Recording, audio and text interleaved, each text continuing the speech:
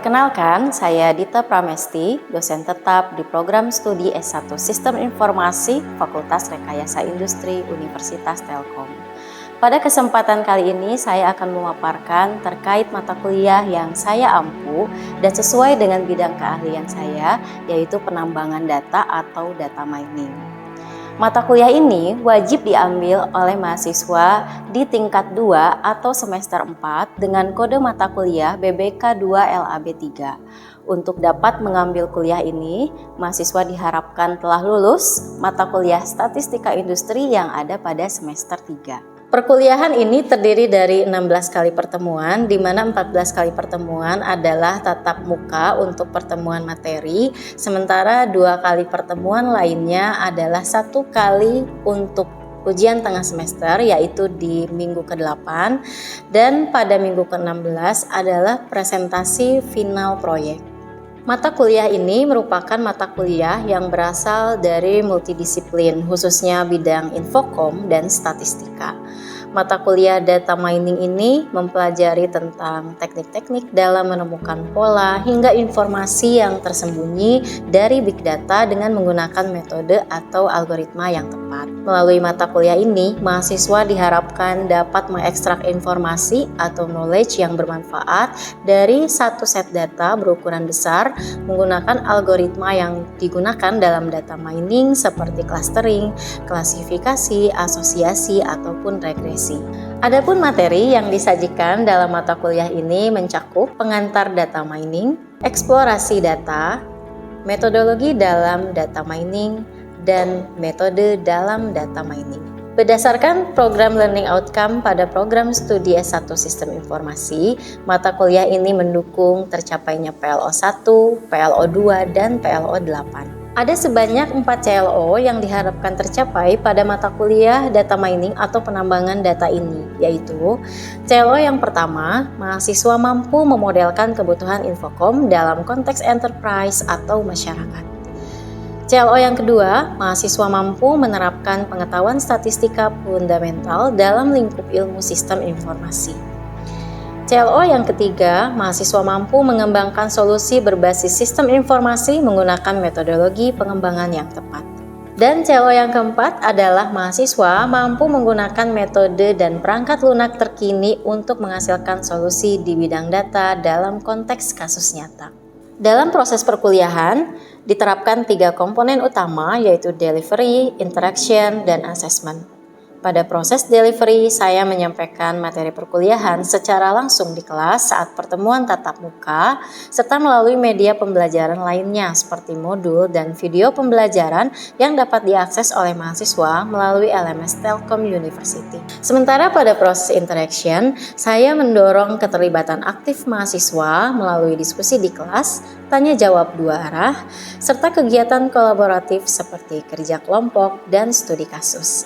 Selain itu, interaksi juga difasilitasi melalui fitur forum diskusi ataupun chat yang ada di Learning Management System Telkom University, yang memungkinkan mahasiswa bertukar pendapat, mengajukan pertanyaan, dan memberikan umpan balik terhadap materi yang disampaikan. Sementara pada proses assessment, saya melakukan evaluasi pemahaman mahasiswa melalui penilaian formatif dan sumatif. Pada pertemuan pertama, saya menyampaikan kontrak perkuliahan yang memuat informasi mengenai jenis-jenis asesmen yang akan dilaksanakan selama 1 semester, termasuk bobot penilaian, mekanisme pelaksanaan perkuliahan, serta rubrik penilaian yang digunakan. Hal ini bertujuan agar mahasiswa memahami secara transparan bagaimana proses evaluasi akan dilakukan dan aspek apa saja yang menjadi fokus penilaian.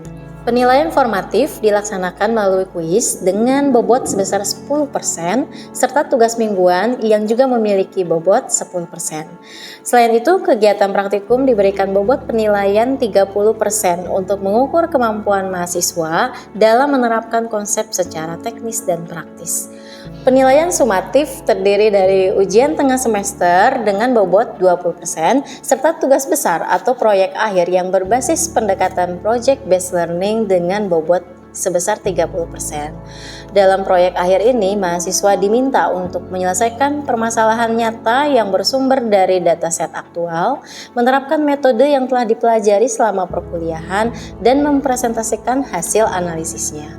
Penilaian proyek mempertimbangkan ketepatan analisis, penerapan metode, serta kualitas presentasi dan visualisasi hasil. Referensi yang digunakan dalam mata kuliah ini meliputi buku teks atau textbook yang ditulis oleh para pakar di bidang data mining, referensi pendukung berupa artikel ilmiah yang telah saya publikasikan di jurnal internasional bereputasi yang memiliki nilai kebaruan, agar mahasiswa dapat memperoleh wawasan terkini dan aplikatif sesuai dengan perkembangan ilmu pengetahuan. Referensi lainnya dalam bentuk video pembelajaran yang saya kembangkan dan publikasikan melalui kanal YouTube pribadi bernama Kuliah Matematika sebagai sarana pembelajaran mandiri yang fleksibel dan mudah diakses. Berikut adalah video proses pembelajaran dalam mata kuliah penambangan data atau data mining pada materi pertemuan minggu keempat mengenai metodologi dalam data mining. Hari ini ya di perkuliahan data mining kita akan melanjutkan materi perkuliahan ya, dan hari ini posisinya ada di minggu keempat ya. Nah, apa materi hari ini? Kita masih lanjutkan dari materi minggu lalu, yaitu tentang metodologi dalam data mining ya. Nah, sebelum saya menjabarkan perkuliahan hari ini ya, sebetulnya apa CLO ya, atau Course Learning Outcome, atau kemampuan yang diharapkan dari mahasiswa setelah mengikuti perkuliahan hari ini. Nah, ini intinya ya. Jadi setelah kalian mengikuti perkuliahan hari ini, harapannya adalah kalian harus mampu mengembangkan solusi berbasis sistem informasi menggunakan metodologi pengembangan yang tepat. Termasuk di dalamnya berarti kalian harus mampu ya memodelkan suatu permasalahan. Setelah memodelkan juga harus mampu menentukan metode evaluasi yang tepat. Setelah melakukan evaluasi yang tepat, kalian selanjutnya harus bisa melakukan deployment. Nah, itu adalah course learning outcome ya yang diharapkan dari perkuliahan hari ini. Mungkin kita review dulu ya materi minggu lalu ya. Minggu lalu kita sudah bahas bahwa ada beberapa banyak sebetulnya ya. Ada banyak metodologi dalam data mining. Apa aja? CRISDM tuh, yang ini KDD, atau ada yang masih ingat singkatannya? Knowledge Discovery Database. SEMA terakhir. Nah, SEMA ini sama seperti tahapannya ya. Apa aja? Sample, Explore, Modify, Model, dan Assess. Bahwa dalam perkuliahan ini yang akan digunakan terutama nanti teman-teman untuk proyek tugas akhir ya, itu adalah metode yang CRISP-DM ya. Kenapa metode CRISP-DM? Karena metode ini memiliki keunggulan dibandingkan dua metode lainnya. Sebetulnya di luar dari 3 ini masih banyak ya, cuma inilah 3 yang paling sering digunakan.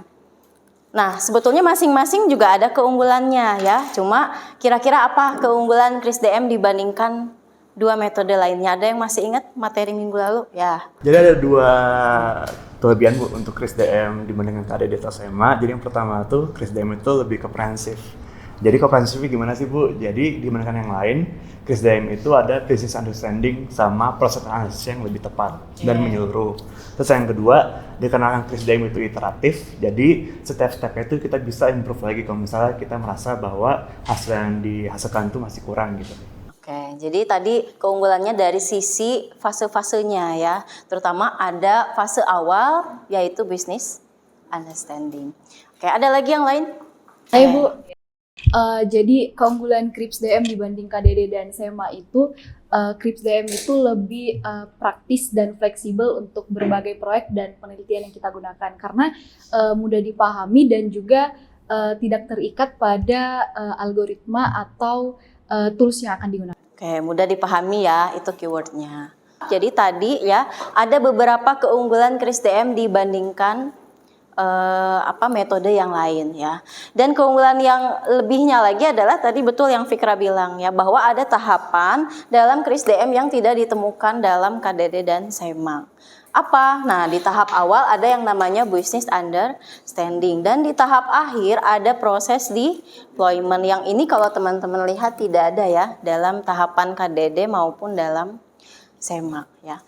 Oke, nah minggu lalu kita udah bahas 3 tahapan ya. Yang pertama yaitu business understanding, data understanding, dan data preparation. Jadi minggu ini atau pertemuan hari ini kita lanjutkan ke 3 fase yang terakhir, modeling, evaluation, dan deployment. Tapi kita review lagi nih, sebetulnya di tahap business understanding itu apa yang harus kita lakukan? Ada yang mau coba? Di tahap business understanding, boleh, Faisal. Ini menurut pemahaman saya Bu, mungkin kalau salah bisa diperbaiki. Nah, jadi di tahap business understanding ini kita menentukan tujuan proyek ini dari sisi bisnisnya Bu. Lalu untuk menentukan masalah yang akan diselesaikannya itu kita menggunakan data. Jadi tidak asal-asalan. Oke, jadi di business understanding itu memahami apa tadi? Tujuan proyek dari sisi bisnisnya. Tujuan proyek dari sisi bisnis, termasuk di dalamnya kita juga menentukan stakeholder yang terlibat ya. Oke, sip. Nah, kalau yang kedua, tahapan kedua data understanding, ada yang mau coba apa yang kita lakukan di data understanding ya, Eri? Jadi di tahapan data understanding ini kita mulai dari collecting datanya, mengumpulkan data. Kemudian lihat karakteristiknya tuh bagaimana, misalnya dari volumenya gitu. Terus juga melihat permasalahan yang ada di datanya, misalnya ada imbalance dataset. Betul ya. Jadi di tahapan data understanding kita memahami data yang kita punya ya, setelah tadi dikumpulkan kita pahami dengan cara apa? Misalnya ya, dengan exploratory data analysis, melihat korelasi antar fitur, mencari kalau fitur ini tuh berapa sih nilai rata-ratanya, berapa sih mediannya, simpangan bakunya, ada outlier atau enggak. Nah itu semua dilakukan di tahapan data understanding ya. Oke, yang ini. Kemudian yang ketiga, tahapan data preparation, apa yang kita lakukan? Ya. Jadi di tahapan data preparation itu, data yang udah kita kumpulin sebelumnya itu kita bersihkan. Nah terus kita olah dan kita ubah juga formatnya itu menjadi sama, seragam gitu agar bisa siap digunakan untuk tahapan selanjutnya. Ya betul Rizka ya, jadi di tahapan data preparation namanya juga data preparation. Jadi kita mempersiapkan data sebaik mungkin ya agar siap ketika memasuki fase modeling ya. Termasuk tadi di dalamnya melakukan transformasi ya. Misalkan data yang kita punya numerik tapi modelnya meminta inputnya adalah teks misalnya, atau sebaliknya ya, kita punyanya datanya teks tapi modelnya meminta inputnya bentuknya vektor ya, mau tidak mau kita harus lakukan transformasi. Nah seperti itu ya. Oke, kita lanjutkan. Nah ini tahapannya. Kemudian ini karena tadi kita sudah bahas ya yang 3 ini minggu lalu, kita hari ini lanjutkan ke tahap modeling, evaluation, dan deployment, terutama yang modeling ya. Nah untuk materi perkuliahan hari ini sumbernya saya pakai 3 referensi ini, nanti silahkan dicek di LMS ya untuk materinya atau referensinya. Nah kita masuk ke apa itu modeling dan kenapa kita harus melakukan modeling ya. Jadi modeling adalah ya, proses menerapkan teknik statistik atau machine learning pada data. Untuk apa? Untuk menemukan pola, ya, hubungan, wawasan prediktif atau knowledge, ya, sehingga nanti pada akhirnya kita dapat memecahkan masalah bisnis. Oke, sekarang kita lihat. Nah, ini ada tahapan dalam data modeling ya, dalam data mining. Apa yang pertama? Nah, sebetulnya ini kesiapan data, pembersihan data dan normalisasi. Ini sebetulnya tahapan data preparation ya. Tapi ketika kita masuk fase modeling, setidaknya kita harus memeriksa kembali gitu ya. Jadi double check. Jadi mungkin tahapan ini kenapa tadi di data preparation ada, di modeling ada ya, karena tadi ada di transisinya ya. Oke, kemudian setelah datanya siap, ya kita lakukan pembagian data, bisa 3 bagian, bisa juga hanya 2, training, validation, testing, atau bisa juga tadi ya hanya 2 training dan testing saja, atau training dan validation saja. Beberapa sumber menyatakan bahwa data validation dan data testing itu ya sama saja sebetulnya. Nah, kemudian setelah dibagi datanya di split ya, kita lakukan pemilihan algoritma. Apa sih algoritma atau model yang mau kita pakai?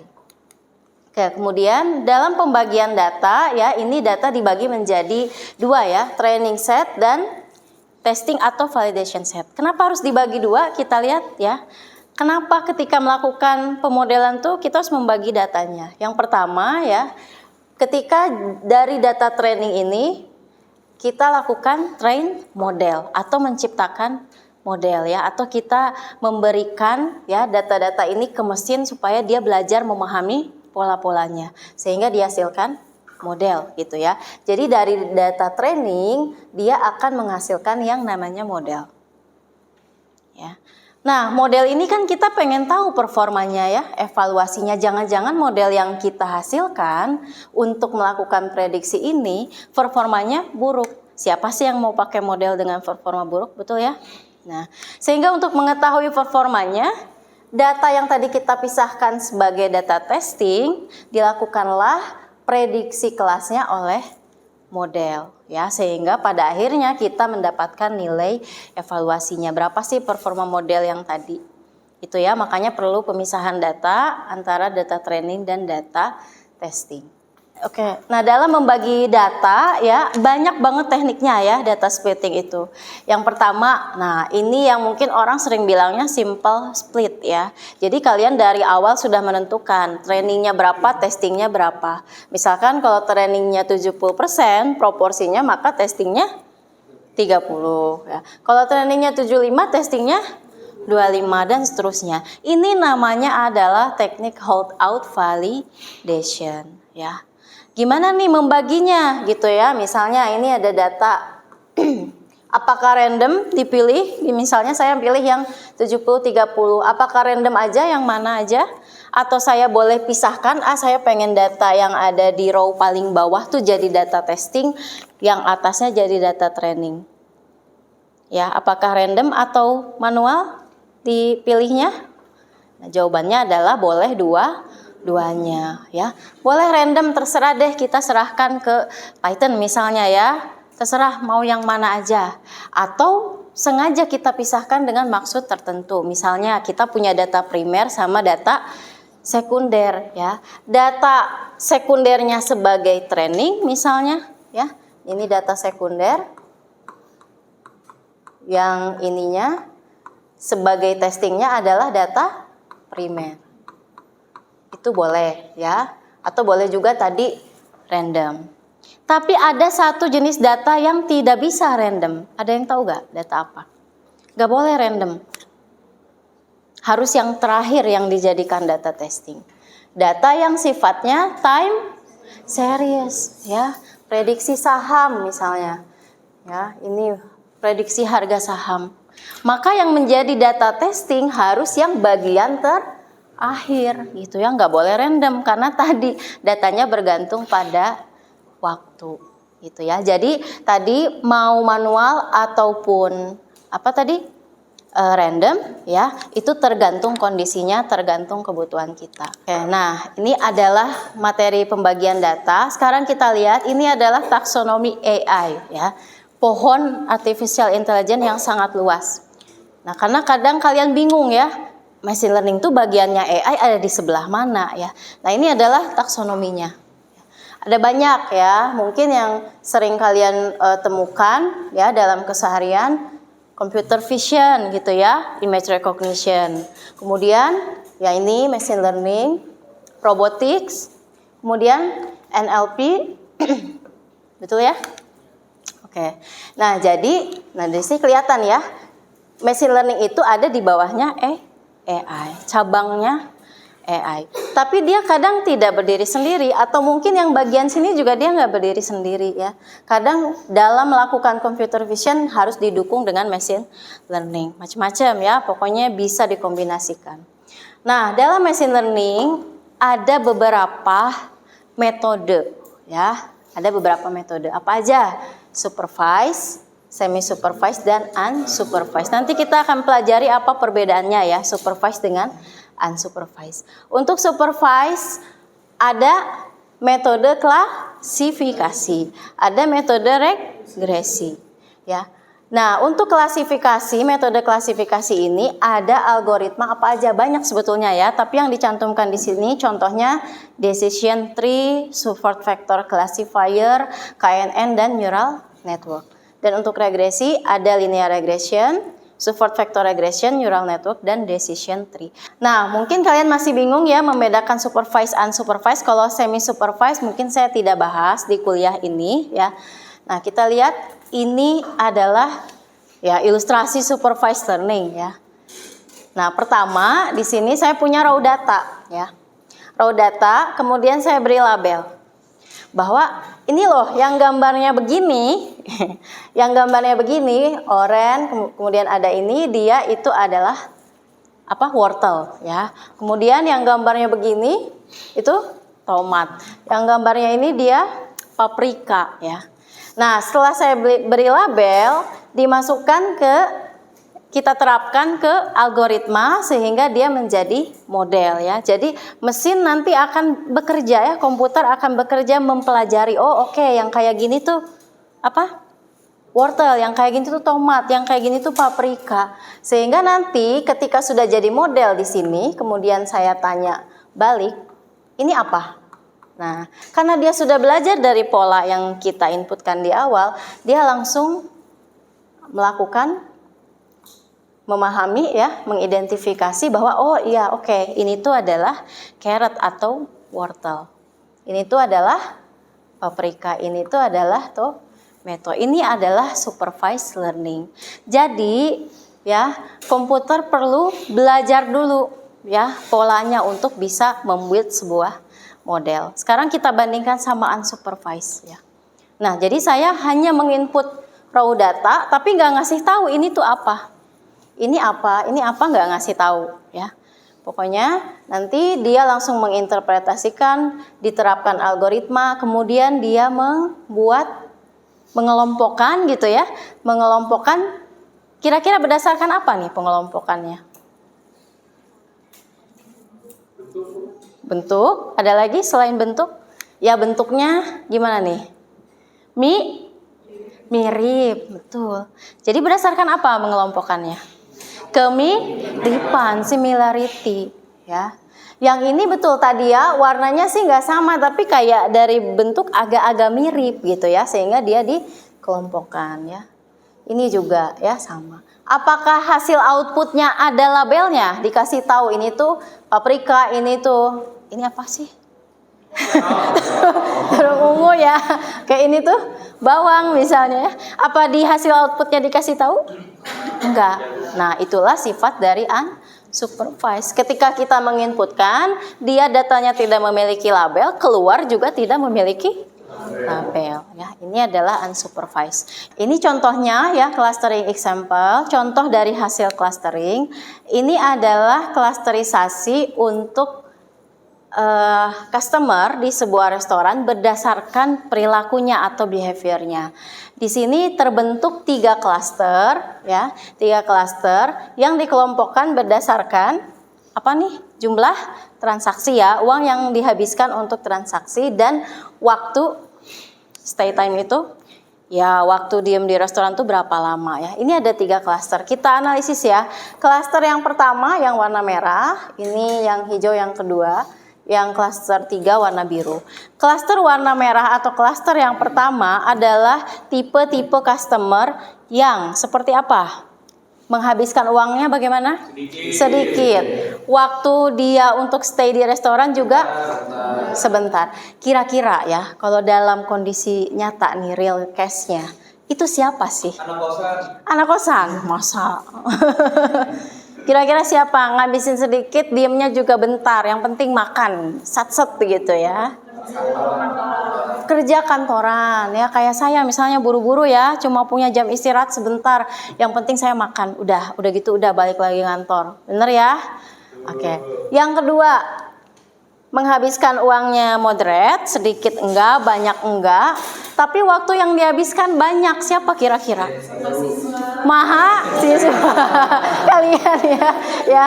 Jadi belinya cukup satu minuman, satu makanan, nongkrongnya dari jam 8 pagi sampai 12 malam ya. Nah, atau mungkin juga pekerja remote ya, kayak dia misalkan WFC gitu ya. Oke, jadi kumpul di sini nih ya. Kemudian yang warna biru, klaster 3. Uang yang dihabiskan dalam satu kali transaksi banyak, besar ya nilainya, tapi waktunya hanya sedikit. Siapa kira-kira? Hah? Orang kaya.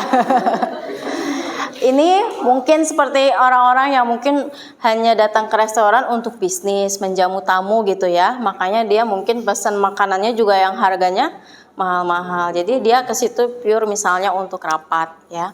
Atau mungkin bisa juga family ya.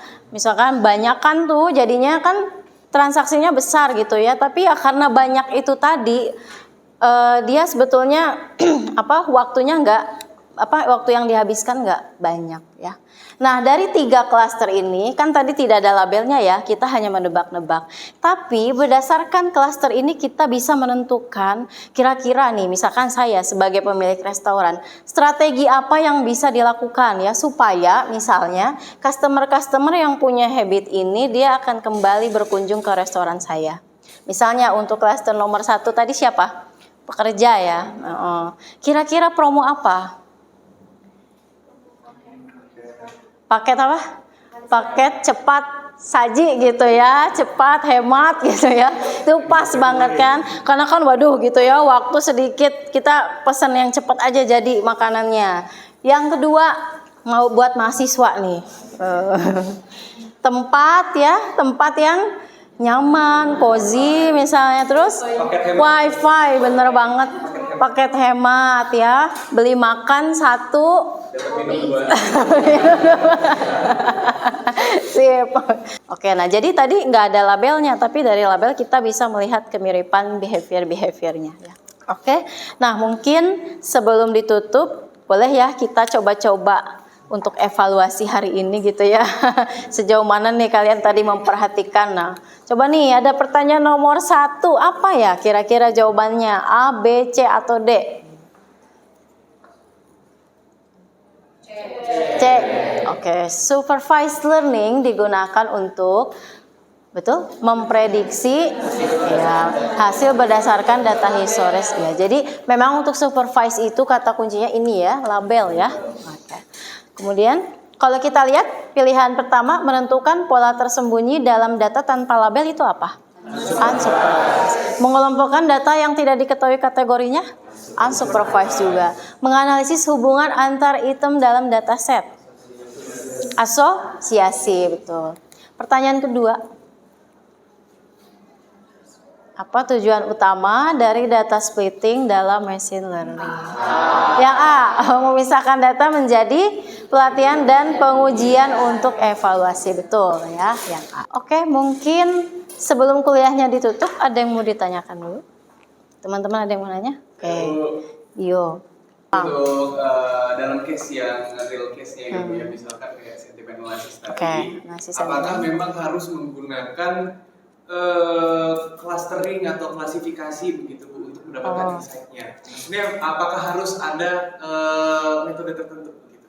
Oke, pertanyaan yang bagus dari Dio ya. Apakah analisis sentimen itu harus pilih salah satu aja gitu ya? Atau tadi dalam paper yang saya tulis dia pakainya supervised klasifikasi ya, boleh nggak misalkan clustering? Nah jawabannya adalah boleh, tergantung kebutuhan kita. Tadi pakai klasifikasi misalnya karena kita pengen tahu nih ya seberapa banyak orang yang berkomentar negatif dan positif gitu ya, bagaimana emosi di masyarakat, berarti kan itu klasifikasi. Dan misalkan datanya kondisinya sudah diberi label, nah berarti kan itu klasifikasi. Tapi dalam konteks tertentu, misalnya kita ingin menemukan pola-pola yang belum ada nih ya. Misalkan tadi, baru hanya opini negatif positif saja, tapi belum bisa terbaca emosi-emosinya misalnya ya, atau grup-grup untuk opini tertentu. Misalnya opini pertama dia tuh lebih ke ngomongin apa gitu ya, opini kedua ngomongin apa. Nah, berarti itu bisa pakai kelas tering ya. Jadi tergantung apa yang mau kita cari. Tergantung juga tadi apakah datasetnya sudah punya label atau belum. Kalau punya label kita bisa pakai klasifikasi, kalau belum bisa pakai clustering ya. Oke, kalau tidak ada ya silakan nanti dicek materi-materi ataupun konten yang ada di LMS sudah tersedia. Kalian bisa download lecture notes hari ini ya, kemudian slide referensi, ada video pembelajaran juga, dan jangan lupa tugasnya dikerjakan, dikumpulkan minggu depan ya. Dan juga ada kuis untuk minggu ini ya, untuk mengukur pemahaman kalian terhadap materi yang saya sampaikan hari ini. Terima kasih ya. Sampai jumpa di pertemuan berikutnya.